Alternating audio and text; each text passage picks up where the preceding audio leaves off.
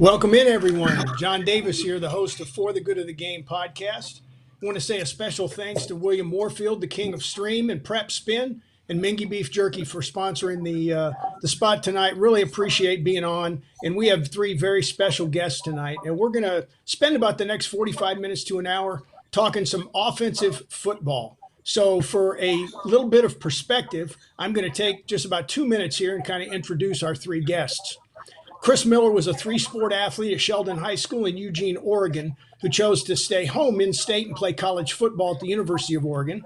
His career with the Ducks propelled him to the 13th overall pick in the 1987 NFL Draft, beginning a 12-year NFL career playing for the Atlanta Falcons, the LA/St. Louis Rams, and the Denver Broncos.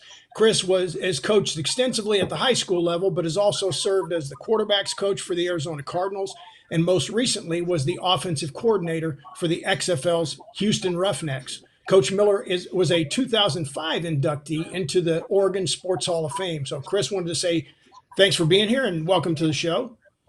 Thanks, JD. Thanks for having me. You're welcome. Our next guest, Wes Chandler, was a standout athlete at New Smyrna Beach High School who accepted a scholarship to play football for the Florida Gators. His career at Florida was highlighted by numerous achievements, resulting in being chosen by the New Orleans Saints as the number 3 overall pick in the 1978 NFL Draft. Wes played 11 seasons in the NFL with the Saints, San Diego Chargers, and San Francisco 49ers. Since retiring, he's coached at the college, NFL Europe, and NFL levels. And Coach Chandler's post-career awards include inductions into the University of Florida Athletic Hall of Fame, the San Diego Chargers Hall of Fame, and most recently, the College Football Hall of Fame. So, Coach Chandler, Wes, welcome to the show. Thank you. Appreciate you having me. Yes, sir. Now, last but not least, heralded by many as one of the best all-time offensive line coaches, Coach James Mouse McNally has over 40 years of coaching experience, 28 of which were in the NFL. Coach McNally's career began at the University of Buffalo as both a player and a coach. He followed UB with stints at Marshall, Boston College, and Wake Forest. His 28-year NFL coaching career includes stops with the Cincinnati Bengals, highlighted by 2 Super Bowl appearances, the Carolina Panthers, New York Giants, and Buffalo Bills. Since retiring, Coach McNally has served as a consultant to both the Jets and currently the Cincinnati Bengals. Coach McNally is a member of both the University of Buffalo Athletic Hall of Fame as well as the Greater Buffalo Sports Hall of Fame. So it is with distinct pleasure and a great joy for me because I get to see these three gentlemen again after long breaks in time. So, guys, I really, really appreciate you all taking time to share your wisdom and experiences tonight. Great. Good to be here. Were you Major or Colonel Davis? I forgot. Colonel Davis. Thanks, Jim.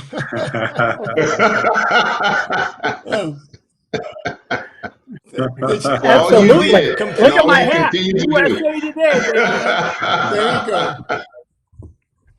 go. Listen, guys, one of the things that, I'm sure a lot of you have been watching and I've certainly been paying attention to is how much struggle there is right now with coaches, particularly younger coaches and at the high school and or college levels because of the COVID-19 crisis. So tonight's focus is a little bit more about offense, but keeping that in mind as as it is in terms of the way it limits things. So what I'd like to do is give each of you a couple of minutes on a first question to kind of break the ice.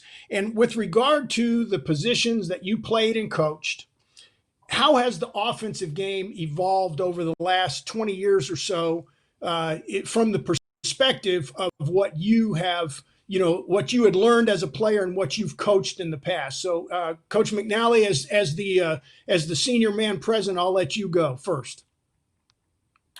Well, I think in the offensive line, whether it's college, high school, or pro, old school back 20, 30, well, maybe before that, it was fire out, knock them off the ball, stick your head in, all that good stuff. How tough can you be? And I think what we found over the years that there's a lot better ways to block your guy and still, move them and, win the battle, etc. And I think recently, because of the fact of keeping the head out of contact, particularly out of the block, that there are new and better ways, and it's not rocket science to use your technique so that you are avoiding the concussions and the injuries that we're all talking about nowadays. So I think in the offensive line, it's gone more to almost like sumo wrestling. That you see those big sumo guys, they kind of they waddle around and they stand up a little higher than the old days. But believe it or not, they are as strong or stronger in the positions they use than the old school fire out and knock them on their butt. So I guess that's my 2 cents on maybe updating old line play. Wes, how about, from you and Chris's standpoint, it's a lot has to do with the evolution of the passing game or the proliferation of the passing game. So from a wide receiver standpoint, what do you see way different than, say, when you played back with Air Coryell? Well, it's a little bit different. I had the fortunate pleasure of playing in two offenses, actually Air Coryell in the end of my career in San Francisco under Bill Walsh. And those offenses are still happening today, where we took advantage of the talent we had, utilizing running back in the passing game, making sure that you had more than one quality receiver on both sides. Now, the only difference between Air Coryell and the Bill Walsh system was the simple fact that when you look at San Francisco, you had two mobile quarterbacks. That's key in today's game. Steve Young and who could buy time, get out on the. But because you had a running game, the play action was still available to that offense. In San Diego, we did not have the mobile quarterback in Dan Fouts, but we had a great running game behind James Brooks, Chuck Muncie. But we also took advantage of Lionel James and Gary Anderson by putting them out sometimes to take advantage of the coverage that linebackers and strong safeties that not want to box and cover. So to me, it's basically the same as I see where offenses are taking advantage of drafting kids that are more mobile and can buy time and help the offensive line by buying time in the passing game and also having a strong running game. Mm-hmm. How about you, C-Mill, with regard to quarterback play? We've seen kind of a myriad of stuff since you played in terms of, the classic drop back passer in the pocket versus the the dual threat quarterback like we have now. How do you see it has evolved from a quarterback's perspective? I think first off, just acknowledging what Wes referred to, it's really cool. I mean, he named two of the legends of offensive creativity in football with Don Air Coryell and Bill Walsh. So that's pretty cool. Having just coached the XFL Houston Roughnecks with June Jones, we were running the run and shoot offense, which was really enjoyable for me. I ran it as a player from 1990 to 1993.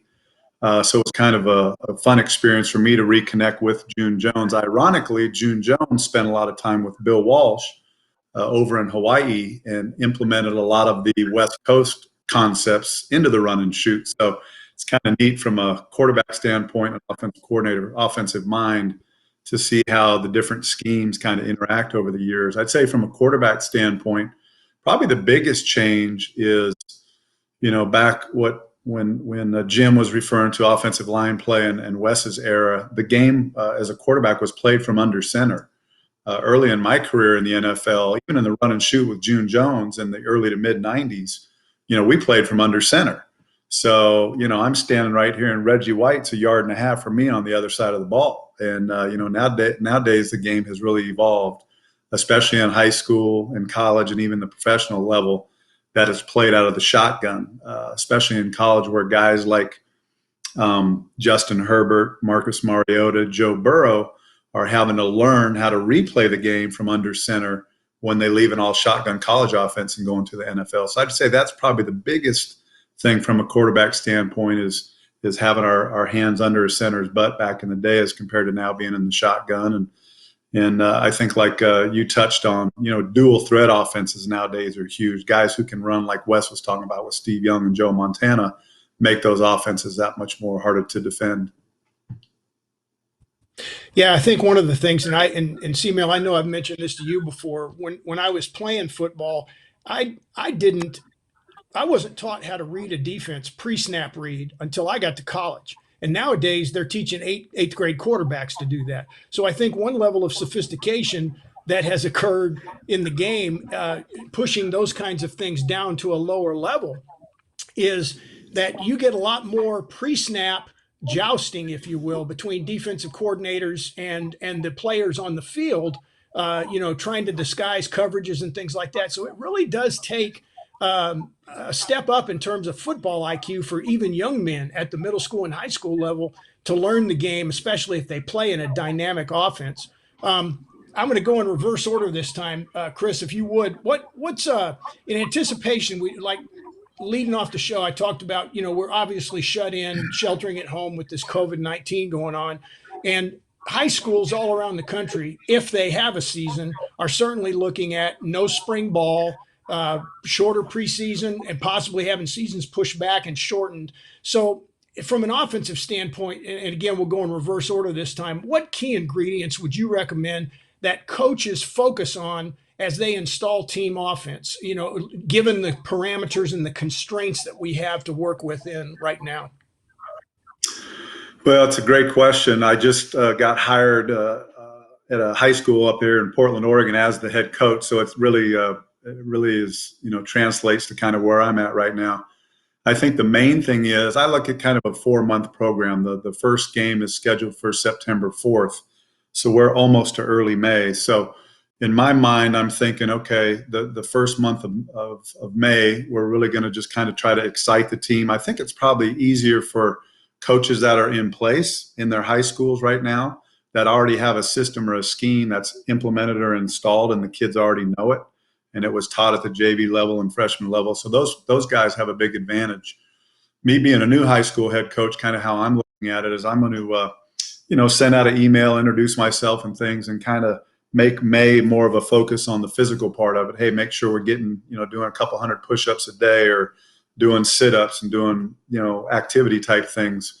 And then in June, do more football oriented things, position specific things. And what I would anticipate and imagine is that we'll probably get our hands on these kids maybe in July, after the 4th of July or somewhere in there, that we'll have a couple months of hands-on of, running routes and installing and doing these things together as a group. So really, I think a lot of it now is going to be over Zoom meetings, probably emailing some offensive install, basic verbiage, terminology, alignment, assignment, snap count, some of those things. And so just kind of educating them a little bit on some of the concepts and things that will run, not giving them too much, but just a little introductory before I kind of understand, what skill sets and where their strengths are in terms of, quarterbacks and receivers and those guys. So, from a pragmatic standpoint, I think less is going to be more in this instance. And I look at it as a 4-month plan to kind of approach that. And really, I think repetition is key. So if I do a little bit of install in May, I want to hit that same install in June. Then in July, when we work together as a group, we can hit that install for a 3rd time. And then when we get into August for camp, we hit it again for a 4th time. So you get that good repetition, for memory and those type of things. So they have some retention. Yeah, those are great points. Wes, what do you think in terms of from an offensive standpoint, as these coaches, compared to what Chris is faced with being a new coach in a new program, for guys that, have been around a while and at least have the inside track on knowing their kids, what would be the focus you'd recommend to these guys with limited time to kind of get things rolling? I think it's to Chris's point, the game of football is 2 ways. It's mental and physical. And during this time, because they're home, the mental aspect is key also. Today, most kids or most professional athletes have workout material at home, either in the yard or on the back porch, if they have a room dedicated to weight training. So that aspect of self-care, taking care physically, is there. Establish a routine, whether it's weekly, and as the months go by, you get up and you get into that routine. You do upper or lower certain days, and that's your physical and that's your self-care. The next part is the film study, and that's very important because now this aspect of the game where you have a student of the game refreshing your mind to the plays and the understanding of the concepts that's been installed and understanding what it means on each and every play. Becoming a better student of the game is a great opportunity here at home, and they have an opportunity to put more time into that playbook where a lot of players are only worried about themselves and not worried about what it entails for that play to be successful, and why they're having to go through the safety or pull the linebacker, hold the linebacker. So that's important to have an opportunity to best understand the overall of that one particular play so that the team has success each and every individual play. The other part of it is the fact that you need some social media outlet. You need some FaceTime. You need to spend some time with your friends and your family through social media, sort of like what we're today. It helps make the day go by, but also it keeps your sanity aspect of wanting to get out of the house. And in certain states, in certain areas, you just can't get up and do it. Out here in California, you just can't do it. So what are these players doing? They're taking advantage of the fact that we live in a digital world today. Just pull up the phone, pull up the iPad, pull up the laptop, and talk to your friends and your family. You can even do that talking with your quarterback and if your receiver to get a better understanding. You can send each other questions with regards to plays, etc. I think that helps. And the last and most important thing, because this may be a fast out of the gate season on every level, because we don't know what this pandemic is going to create schedule-wise. I suggest that a self-care perspective, that all these athletes take the time to stretch. And that's going to be very important, because you don't want any pulls to any cares that may be in anyone's offense when this thing up and started. You can't afford to miss weeks here or there, because it may be a shortened season. It may be a strike type of season, given the aspect of this pandemic, if you're going to get it in.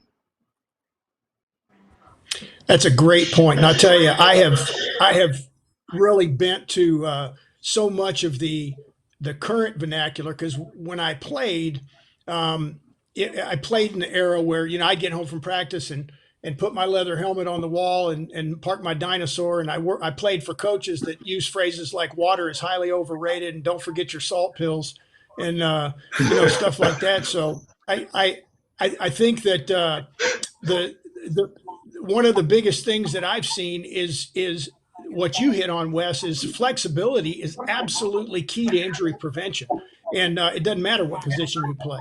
So I think it's That's very correct. valuable. Coach McNally, what about you from an offensive line perspective? As far as coaches, what are the key ingredients you think in a limited preparation season that they need to focus on to try and be successful coming out of the gate? Well, I would think, just thinking, let's say we didn't start practice. I'm just off the top of my head. Maybe we don't start practice till late August, maybe September. Who knows? Keep it simple. Keep it simple. I mean, we all would like to keep it simple, but maybe if you had 15 running plays, you cut it down to 7.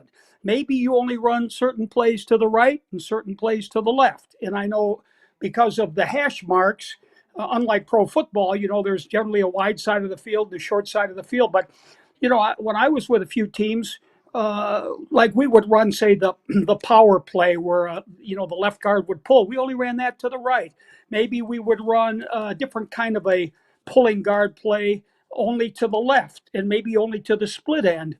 So, and I don't think it matters, because when you line up, they don't know if you're going to run to the tight end or to the split end. But I would think that making it simple. I would think, and then Chris and Wes know more than I do, but the timing with the passing game is going to be much more difficult with less time to practice, particularly if they can't practice with each other and they can't be around each other. I mean, you want 8 or 9 receivers together with 2 or 3 quarterbacks throwing the football. Well, will that even be allowed? But so I'm not so sure, and I like a wide open game. I'm not so sure the running game wouldn't take over, that the coaches would think, oh, we're going to run fewer plays and we're going to run the ball, because perhaps the timing of the routes and the receivers and the hot reads isn't going to be as difficult as when the quarterback hands the ball off. So whatever. I tell you what, I think that is that's a great point. Going back to the days of Bronco Nagurski, 3 steps in a cloud of dust kind of thing. You get the guy. If you're fortunate enough to have a running back that's powerful or prances really well, that running game may be king. let me switch gears just a little bit in the same focus. If you were sitting down to mentor an individual athlete right now, um, what from what you've learned in not only playing but coaching at the highest level and really working with guys that have succeeded on numerous levels getting up to the NFL, going back down to the college or even high school level, what general athletic priorities, and you guys touched on a couple of these as you were talking a minute ago, but what general athletic priorities would you recommend that athletes set for themselves in order to maximize the time available that they have this year? And Wes, I'll defer to you first. You talked a little bit about flexibility. Any other priorities you think are important to them right now? I think flexibility is, to me, is number one, for the simple fact that even some of the kids that you see that are great athletes, they're a little bit stiff in the hips, and don't have as great body control as you would like to have in order for them to maximize their potential on the field. And so therefore flexibility is very important. How you accomplish that right now is in the house and on the floor, and taking the time to increase your muscle flexibility. I can't underscore that. I think it's so very important. Unfortunately, they can't get reps in as they would like to, as Jim touched on, where Chris and I would love to go out and get some reps in and throw the route, so we have time and confidence in one another, because that's so very important. But same token, I think that eventually will evolve. But this, to me, I can't say anything other than that's number one, flexibility. How about you, Coach McNally, from an offensive line standpoint? When those Oh, athletes are setting their absolutely. priorities, Absolutely. I agree go ahead. with what Coach Chandler said, that with offensive linemen on any level, if a kid is stiff, he bends at the waist, he's a little awkward, that's not good. So, bending, flexibility, stretching. The other thing with the O line is moving your feet 100 miles an hour, and you don't move them way off the ground like this, but just little steps. Take little steps. Everything you do is little steps. Because if you take a big step, and you have to change direction. So I guess you can jump rope, you can do all different kinds of things, but anything that you do with small steps, bending, flexibility, arching your back, and those types of things, I think are the most important. Period.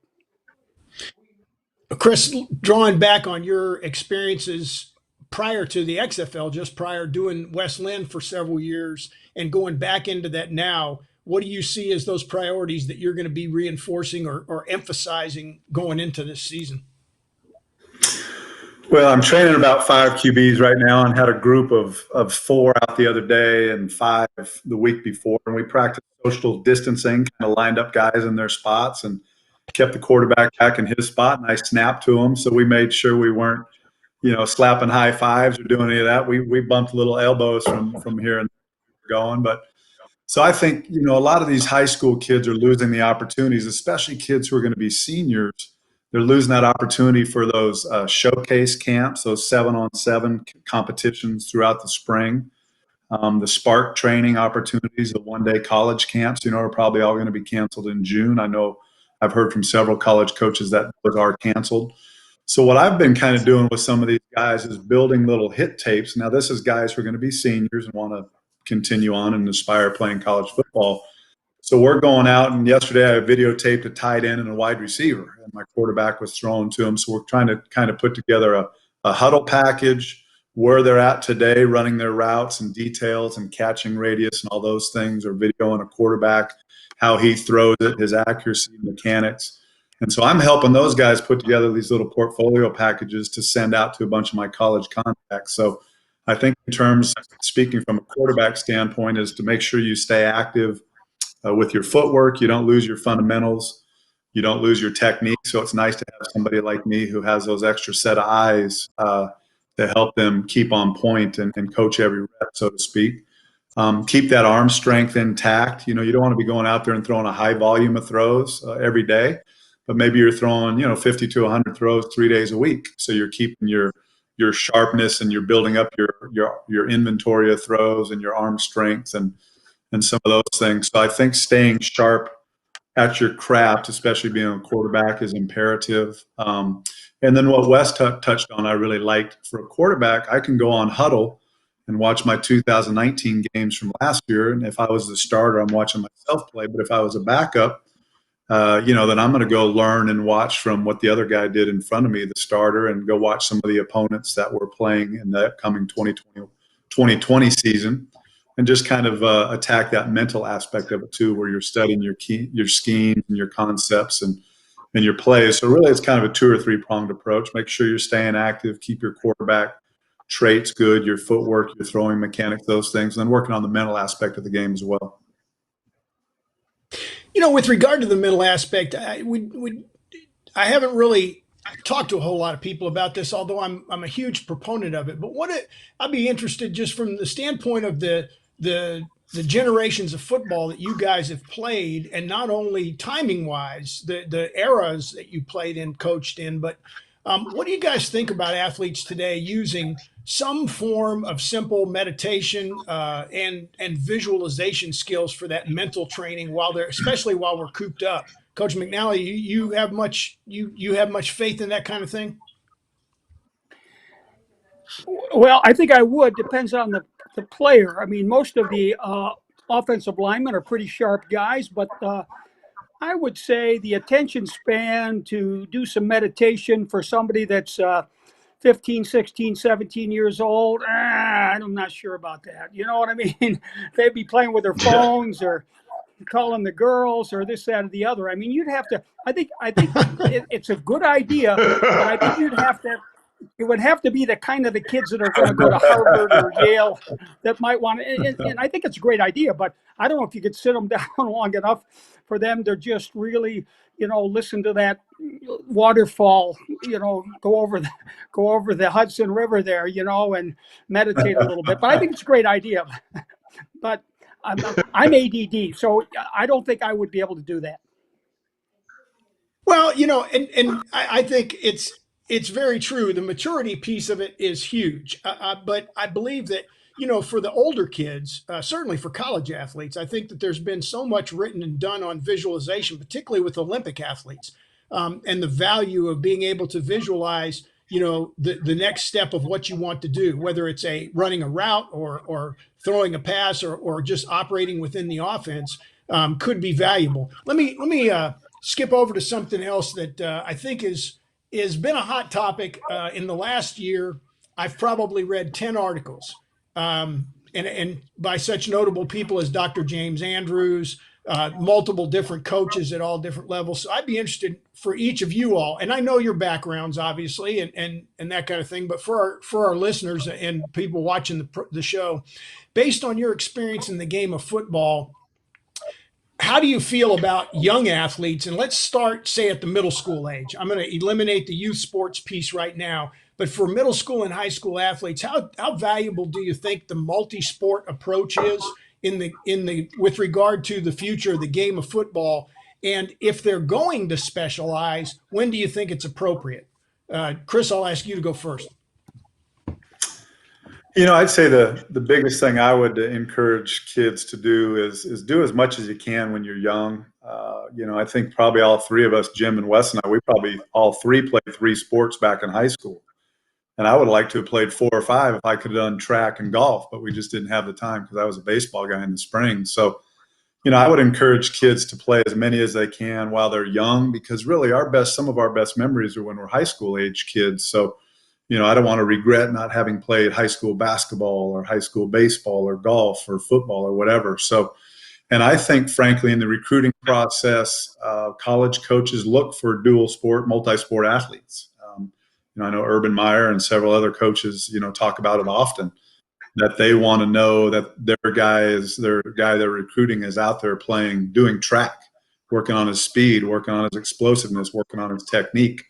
Or he's a wrestler, he's a wrestler football guy. So he's going to be a tough, tenacious guy who's not afraid of hard work and has that really tough physical mentality and ability to grind like wrestlers do. So I think for youth kids, man, do as much as you can. I think parents should be supportive of that. I think it's harder on parents nowadays because there is so much emphasis on specialization and on private training, privatized training, club teams, club volleyball that goes 9, 10 months out of the year, or these travel 7-on-7 football teams now that start in the winter when football season's done and go through the spring. So I think some of those things put constraints or challenges on kids being multi-sport athletes. But I want, if I have kids I'm coaching, I want them to go play basketball, I want them to go play baseball, go wrestle, do whatever, because it's the best memories that I had in terms of athletics and sports. So I would encourage them to do as much as they can, especially when they're young. And then probably when you get into high school,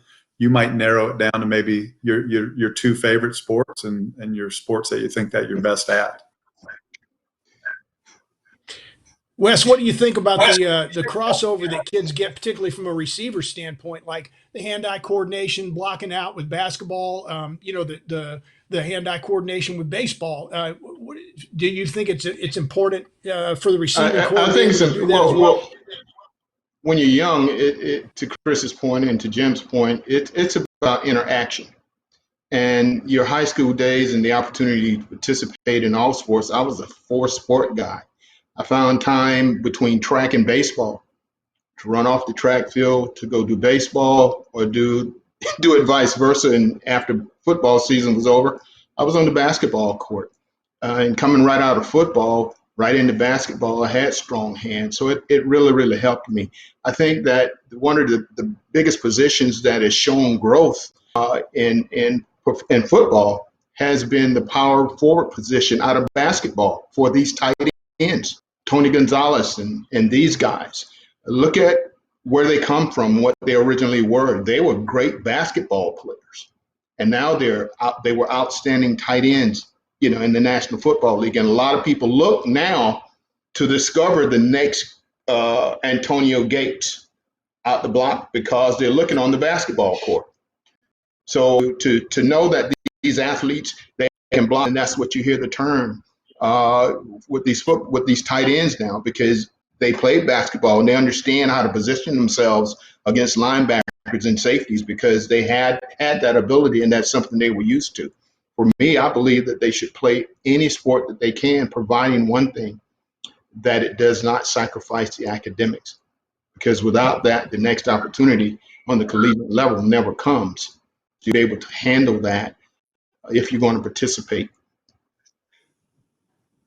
Absolutely, and that's a big challenge for a lot of kids, particularly because they say that I think the statistics right now are that 65 to 68% of kids in the United States are living in single-parent homes from one reason or another, either because of divorce or death or whatever, and that makes it tough from a parental management standpoint and leadership standpoint, parenting standpoint, and sometimes those positive influences aren't there to guide kids through that, to stay focused and keep that academic side rolling. So, Coach McNally, from a standpoint of offensive line play and multi-sport preparation, do you have any guys that you coach that stick out in your mind that you knew were, for instance, that were wrestlers in high school or college that translated over into great technique when they became offensive linemen? Oh, yeah, absolutely. And I think what you're talking about, the 3 or 4 sport guys, you're talking about the skilled athletes like Chris Miller or like Wes Chandler. You don't find too many offensive and defensive linemen that are multi-sport. Now, that doesn't mean they don't wrestle or play football, but generally nowadays, the kid that's a football player is a football player. And that doesn't mean that he doesn't like basketball. He's just not quite good enough to play basketball at 270 pounds, which all these high school kids are now. But oh yeah, there's no question that Tim Crumry, although he was a defensive lineman, he could have been an offensive lineman, was a great college wrestler at Wisconsin. Scott Peters, another kid I coached, who's now the line coach for the Cleveland Browns, he was a high school wrestler, outstanding. So yeah, there's a number. I mean, there's so many of them. I can't single a lot of them out, but generally, like an O and a D lineman, their other sport is generally wrestling, and I think that's a terrific sport. It's probably one of the hardest sports to compete in because, for the 2 or 3 minutes, I mean, you're giving it 110% every minute. And I will say this about what I'm noticing of, doing a lot of camps and this, that, and the other, what I think is missing from the old days, or even the days when Chris and Wes were in high school, is now the kids are so concerned about their highlight film and their YouTube and this, that, or the other, that they don't really enjoy playing for their high school team. All they care about is their highlight film going here. Are they on YouTube? They got to go to this camp, and this camp, and they're missing 90% of their high school career enjoying where they are right now. You know what I mean? And they're always looking to the future. I guess it's no different for the college kid looking to be when he's going to get drafted or this, that, or the other. I'm not sure they're enjoying their time. The kids that are enjoying their time are the ones that aren't going to be pro athletes, that aren't going to be college athletes. You look at how many people in how many kids that play sports, how many of them are going to be college terrific athletes or professional athletes. Those are your real athletes, those kids. Yeah, it's interesting. I was on a USA football webinar last night, and there was a head coach from Cincinnati, a high school head coach from Cincinnati talking, and the conversation was going in the vein of, the focus right now is you're training human beings first, and you're training athletes second, and really you're training football players third. So he said, I've got 114 people on my varsity football team, and about 32 of them are football players. So he says, I've got bigger concerns in terms of the game and athletics in making sure that these athletes are eating right, getting enough sleep, studying properly, and doing all that. He said the game of football almost becomes secondary for those kids that Jim just talked about that aren't going to be college football players, that they have fun, that they love the game, they feel like they're contributing, they're part of a team, and they're enjoying themselves. And I think that a lot of what you guys talk about, when I was in the Army, we worried about weapons of mass destruction back in the Cold War. Right now, they call this right here a weapon of mass distraction.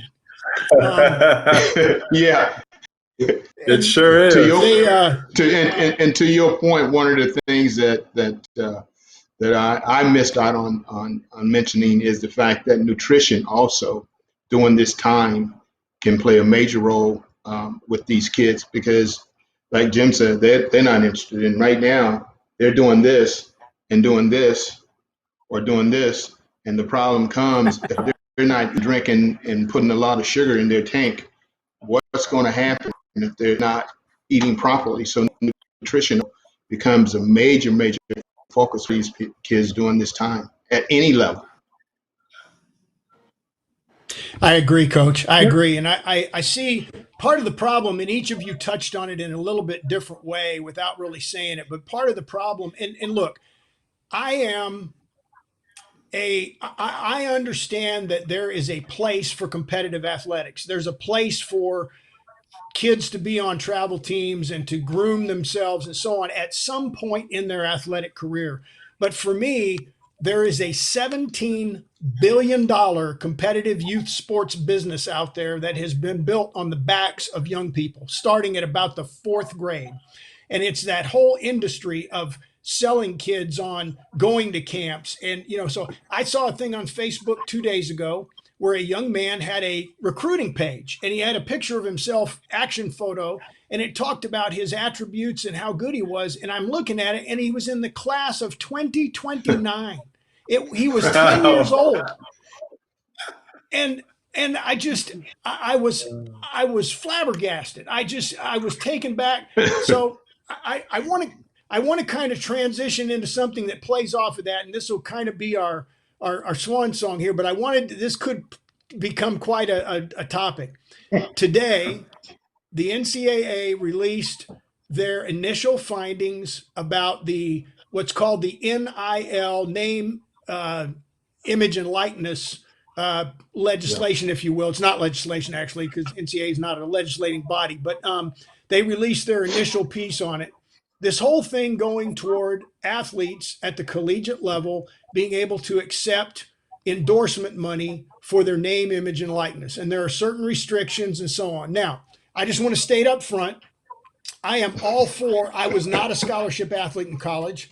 I am all for athletes getting paid, not by the universities, but if they have the ability to go out and garner being, making money on their own and not being penalized for it, I think that's great. The thing I see is twofold that I'm worried about. One, I think that it is going to bring out a whole lot of wolves in sheep's clothing who will start grabbing the ears of parents and talking to parents about, hey, I think I can steer your kid this direction and so on, because they want to make money off of these kids. And the other thing is, I don't understand how, and I don't have a good solution to suggest how they're going to balance the getting paid part with true amateurism, which has been, NCAA has been the primary proponent of that, and really the only one left when you look at the fact that now professional athletes can compete in the Olympics. So I'll Coach McNally, I'm going to start with you. What do you think about all this? Obviously, we don't have answers right now, but what's your take on how this is good Well, or I mean, bad for the game so of football? what conferences are going to pay their kids? What I'm saying is it going to be Nike? Is it going to be Reebok? Is it going to Yeah. be the NCAA? Who's going to pay them? One, and number two, what about the smaller leagues? What about the Mid American Conference? What about some of those Division III schools? I mean, are you just going to pay the top teams, the top 10 teams? So I have no idea how they're going to do that. I mean, I get the feeling that it's going to be, somebody like Nike or some major company is going to pick out certain athletes and they're going to pay them more than someone else. But I think they're certainly deserving. How they do it, I have no idea. How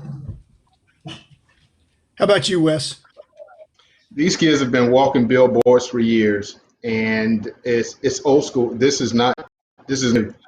It's just that the universities have taken advantage, and agents have taken advantage. In regards to agents pulling parents' ears and grabbing their ears, that starts right now with AAU. There's 750,000 AAU participants, and guess what? They're there for the simple fact that this is the elite of the elite. Most of these guys are being contacted by people who want to represent them later because they see the value or the upside of that particular athlete. Okay, that's a fact. On the collegiate level, when I was at the University of Florida, yeah, you got laundry money, and then that was cut out. But today they get grants, be it 800 a quarter or what have you. That's going to increase. And the reason being is because guess what? You're being paid as a collegiate athlete, whether it's basketball or football, to wear something. And it has, whether it's Under Armour, whether it's Nike, you don't have a choice. You walk into that program, you have to wear those sneakers. Look at Duke as an example. So why does the university get paid for the rights for a basketball team, or a coach should get paid, and the athlete is the one who's doing walking billboard? When Zion Williamson put on those Nikes, he wasn't paid by Nike, but he was advertising on behalf of Nike as well as Duke University. So it was an unjust. But because you're already giving some of these kids the opportunity to fill out these grants, go ahead and increase the grant. I don't think there's a conference today that does not have a representation from you or from a jury perspective. So I think that because you're asking these conferences and these individuals, because they don't get a vote as to what shoe or what jersey that they wear, the companies are going to pay it, because guess what? At the end of the day, if I'm just Joe Blow, an offensive lineman, and it happens to be Adidas, you're getting marketing and advertising space free from me, because so happen to get out there, and you may not see it, but when you see my jersey on television, get that logo, and that means something to you from a business perspective. So my just due, even on the Division 2 or 3 level, comes back. I deserve something, and that's part of the league, where the league itself, be it Ivy League itself, should get that, because it's the same as TV contracts, isn't it? All the leagues now have TV contracts, and all all these schools are getting a percentage of the television packages for this, and that schools are moving and had the opportunity to move from one conference to the other because the conference dollars in terms of television revenue was huge. The digital space also is the very same way. Putting that product on and seeing that logo means something, whatever that logo is. And the kids are exploited behind it because they are actually the talent. So they deserve the opportunity to get their likeness and their name paid for, but on an equal basis, whatever that share is. Yeah, and I think that's going to be the hard part to regulate. It's C-Mail, you've got a very unique position being an Oregon guy, the home of Phil Knight. You know, the Ducks have had the most creative iterations of Nike uniforms for years and years. I mean, how do you Yeah. feel about it from the standpoint of just, you know, having experienced it as a college athlete about these kids getting compensated? Well, first off, Wes, I think, still getting paid from Florida. So you probably got.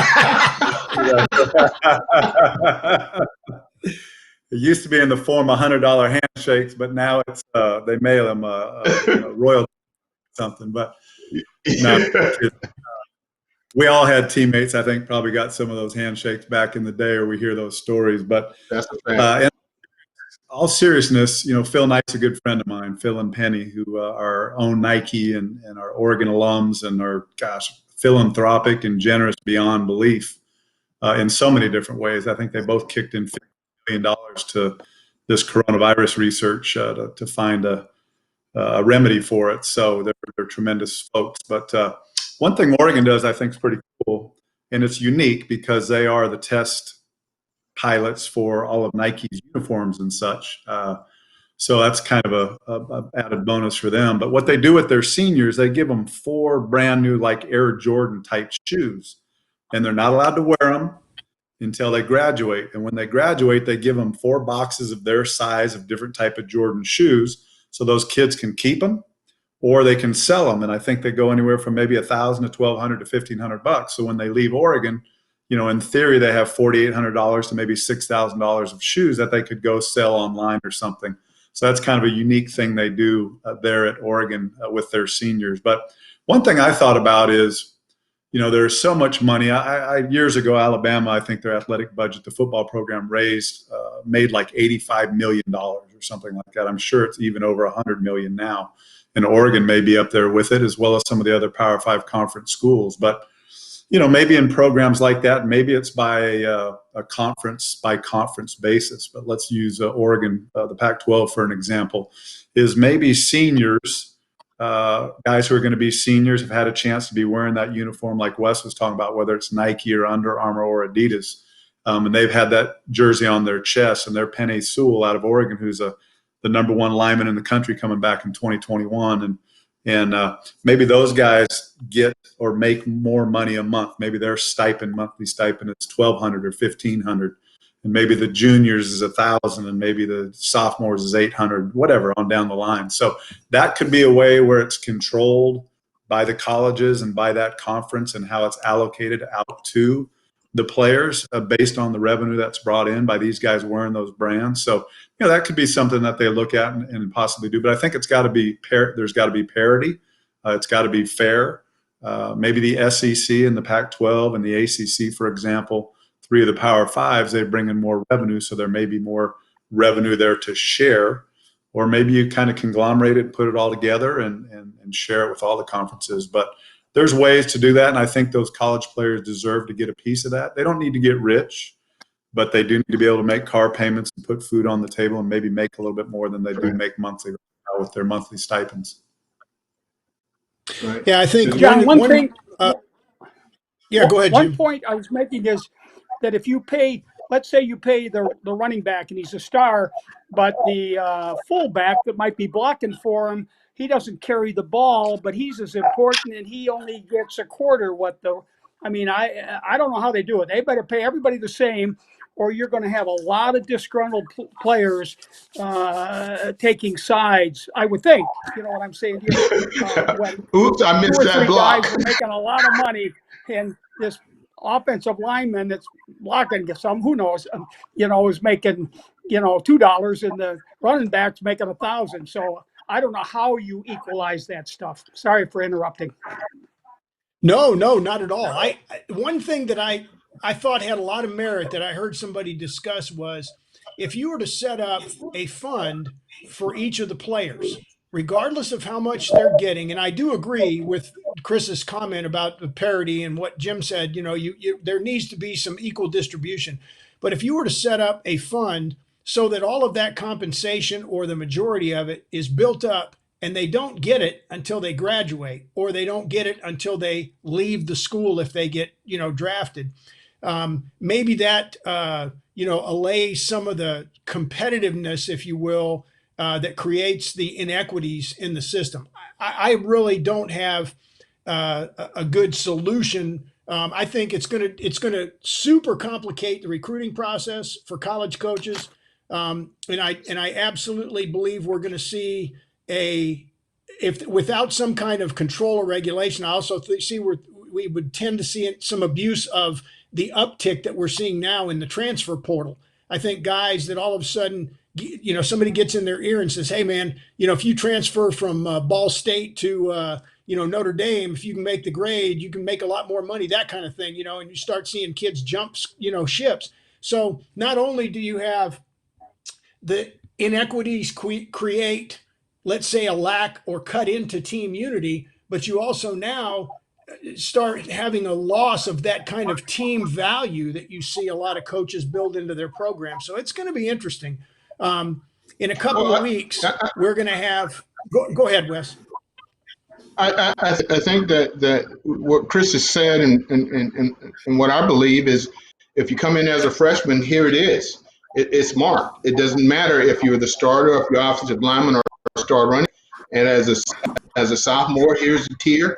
Doesn't matter. As a junior, here's a tier. As a senior, a lot of these kids are going to leave at the end of their sophomore or junior year anyway. But if that tier is the same in the Power Five, it doesn't matter. They're all getting the same, regardless of what school they go to in the Power Five. If you're not in a Power Five school, it's not because of the pay. It's because of the ability to play. So you just can't transfer because you want to transfer from a small to a Power Five school without having the talent. Very true. So if you, even at the smallest level, if you'll put out the same type of parity, you don't have any issues. You don't deserve that when you're in junior college because you didn't do the things necessary academically, even though you had Division I skill. You have to earn that right, just like this payment plan. Payment plan may call for 1 through 4, and that's probably the easiest way. I don't have the answer, but I know that the parity has to sit. So I don't think the transfer issues are going to be because you just can't up and go from Slippery Rock to Clemson just because you think the money is there, because I don't think Dabo Swinney is going to take you if you don't have the talent to come to that school to begin with. So I think that is automatically by talent. No, I agree, and I picked a bad choice of schools to make an example of, but I absolutely understand what you're saying, and I agree. So, real quick, hey, William, have we gotten anything that we want to bring up from anybody who may be listening or watching? Has there been any kind of stuff on Twitter? There's a lot of folks tuning in right now, but not many comments coming in. I think otherwise, people are just excited that we have such great guests on tonight. Okay, well, that's awesome. I tell you what, I want to kind of respect everybody's time. The original goal was to keep this to about an hour, and we're about 6 minutes out. So what I'm going to do is kind of close with this thought in mind, and allow each of our guests to kind of talk about it a little bit. There's with all the things we've talked about and understanding the environment we're operating in, nobody really knows what the quote new normal is going to look like in life in general, and certainly not for the game of football.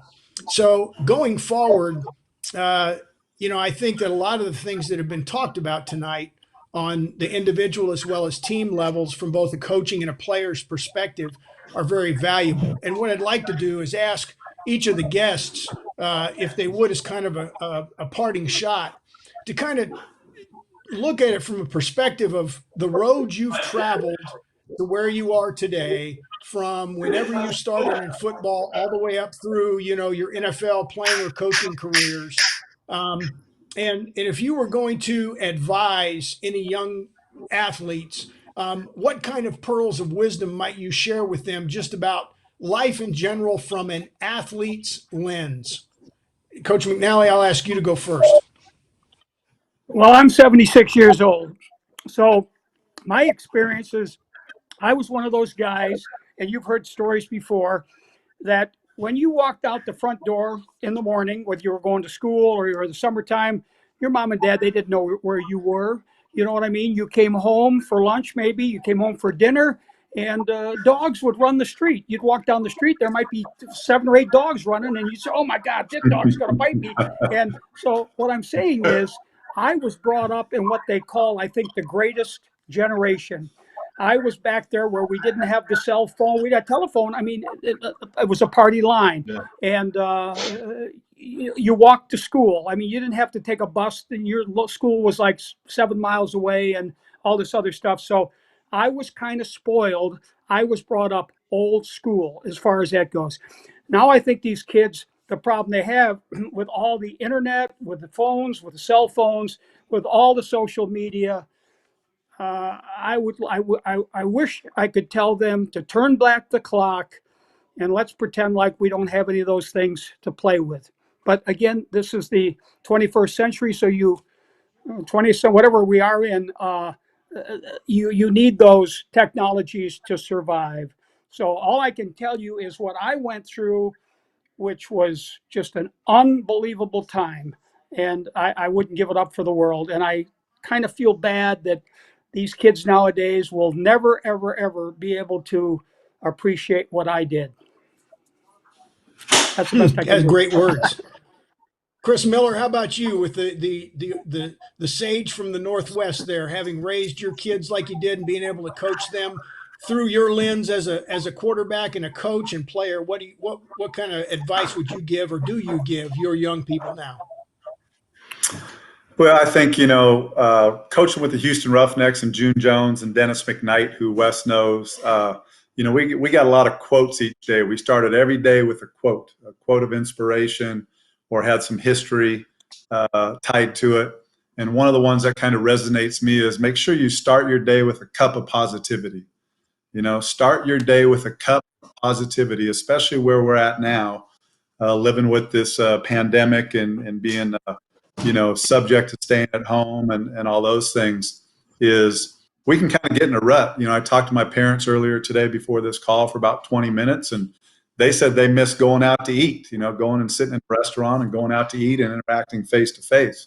They miss seeing their kids and they miss seeing their grandkids face to face. So we've had a couple conversations with them in the garage or through the front door, but I haven't gotten close to them. So, so a lot of people can kind of get down in the dumps or in the tank right now. So I'd say, man, every day, every morning when you wake up, make sure you have a cup of positivity. Think about something that you're really grateful for. Get up, make your bed every morning, take a shower, get in a nice regiment, get out, get some exercise. I'm trying to, I climbed my stairs, 16 stairs in our staircase here today for 42 minutes and put on my AirPods and got a great sweat going. So I try to do that 2 or 3 times a week, and other days, 2 or 3 days, I'm trying to do 210 push-ups because that's 3 touchdowns, 21 points. So I do 210 push-ups and probably 45 to 50 curls with each arm. So, find something to do to keep yourself active and busy. Like Wes said, I think that face-to-face interaction is really important. And maybe this new normal, when kids get out of this, they won't rely on their cell phones as much, and maybe they'll relish that interaction with their friends of actually sitting around over lunch at school, having a conversation. So I really like what Jim said too, man. We'd leave in the morning and come back for dinner. Parents didn't care where we were, and we were safe. So, I kind of feel sorry for the kids nowadays. That's what I would recommend. Start your day every morning with a cup of positivity. That's awesome. Great words. How about you, Wes? That's really nice. I think that climax into my true belief. for these young men today, they recognize early um, that they have a chance to make them because they've been told, they've been recruited, they read, they see. Social media makes it so much easier for athletes to understand where they are in society and how they rank and the opportunities that they have. When we grew up, a little bit younger than Jim, a little bit older than Chris, but when we grew up in the era where it was a village to raise a child. As long as the light was on, I was okay. I was safe. And if I was in some place where I didn't belong, mom, my dad didn't have to look for me. There were others in that community that made sure I got home, whether I liked it or not. They had an influence in my life. So I was surrounded by influencers who had my best interests at heart and my family's best interests at heart by keeping me safe and demanding that I went somewhere. And they took me home to the front door. And my parents had no qualms about that. They were grateful, they were thankful. And I look back at that today and I'm grateful and thankful. I have a 13-year-old grandson. And I talk about legacy. And I try and define what legacy is. And if you get the opportunity later on to participate in collegiate athletics or professional sports, what is it that you want to leave behind? What is it that you want to be remembered for? To do this when I was coaching on the professional level, even on the collegiate level here in the 2000s when we turned to social media world, is it the image portrayed or the character of the individual that you best want to be remembered for? A lot of guys don't understand the difference in the two, but I like to think that it's the character of the individual because life goes on. Athletics at some point comes to a halt, and we living in a time where we're not going to go back to normal. Unfortunately, we can, and I know the times that we're in right now, this pandemic has created from a athletic perspective, the greatest opponent we will ever face. Coronavirus is the biggest opponent, either of us, in all of our combined time in sports. This is the biggest opponent that we will ever face. CDC has a plan for us. And just like in football, you have a plan that you have to commit to day after day to game time. And in order to win, you have to execute that plan. And when there's a breakdown in execution, like someone going out, not practicing social distancing or washing their hands or doing all the things necessary, that's part of the plan, breakdown, then there's a failure. So unfortunately, because of where we are, I like to think that even with these athletes and exercising the practice that you should do every day, because there is a game plan that's been given to us all. You protect your teammates by making sure that the discipline stays intact and the execution is carried out. That's how you win. I remember back 9/11, and I'll close this. We changed the way we travel today because of 9/11. We were used to go to airports and traveling any kind of way we wanted to. But 9/11 about a new perspective. We did not go back to normal. It became a new normal as to how we travel. And coronavirus is going to create the same thing. We will not be in a, we will have better respect for our spaces and giving people space and our awareness that this thing is real. Unfortunately, it's going to hack on some doors of friends afar. I hope, God willing, it doesn't, in order for people to understand that this is real. And that's the reason why I related to sports, because to me, there's a game plan. And I hope and I pray to God, which we will get beyond this. But the faster we get beyond it is according to how great we follow the game plan. Well said, Coach. A great way to wrap up. I think that some there are some things being put out right now, and I want to emphasize as a parting shot. You know, a lot of people are experiencing anxiety and fear because we're shut in, and like Chris talked about, you know, your folks not being able to get out and do that this, the socializing with their friends in the restaurants and things.